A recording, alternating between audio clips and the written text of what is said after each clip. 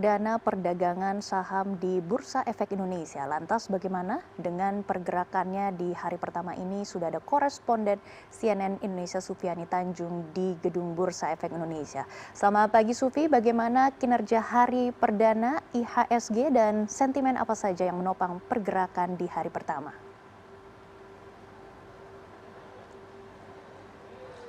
Ya, selamat pagi Maggie. Saat ini sudah 1 jam lewat 12 menit dari pembukaan perdana perdagangan di tahun 2026 ini. Seperti awal pembukaan perdagangan di hari ini, di mana IHSG dibuka di zona hijau, kembali melanjutkan penguatan setelah dilakukan penutupan perdagangan pada tahun 2025 sekitar 2 hari yang lalu. Dan saat ini 1 jam lewat 13 menit kondisinya atau posisinya IHSG berada di angka 8.695,48 atau mengalami kenaikan sekitar 0,56% atau mengalami kenaikan sekitar 48,02 poin.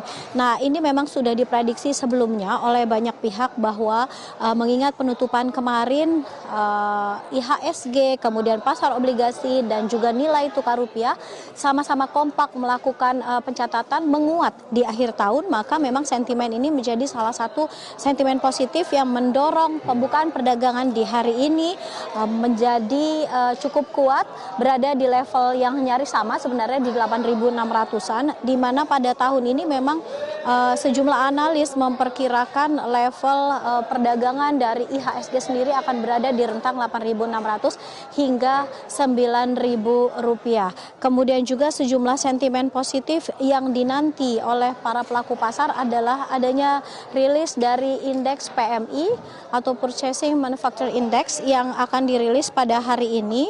Kemudian juga adanya kehadiran atau kekompakan dari pemerintah untuk membuka perdagangan pada perdagangan perdana hari ini. Ini juga bisa dikatakan sebagai salah satu indeks positif yang mendorong perdagangan IHSG atau perdagangan pasar keuangan di hari perdananya di tahun 2026 ini berada di zona hijau.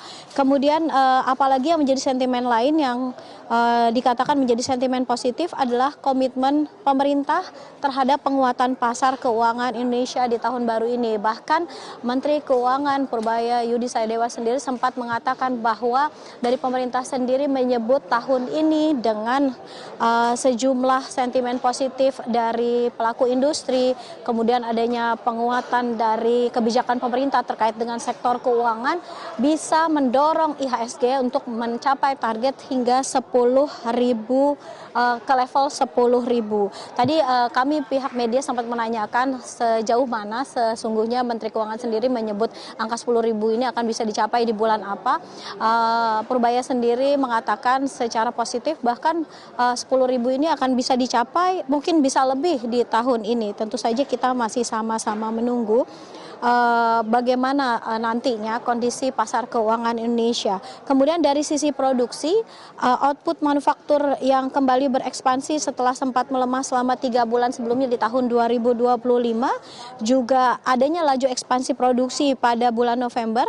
Dan ini juga menjadi salah satu pendorong bahwa pelaku industri di Indonesia mulai meningkatkan kapasitas produksinya, dan ini sekaligus menjadi upaya untuk mengakomodasi permintaan domestik yang menguat. Dan ini adalah sentimen positif lain yang juga akan menguatkan pertumbuhan dari pasar keuangan Indonesia sendiri.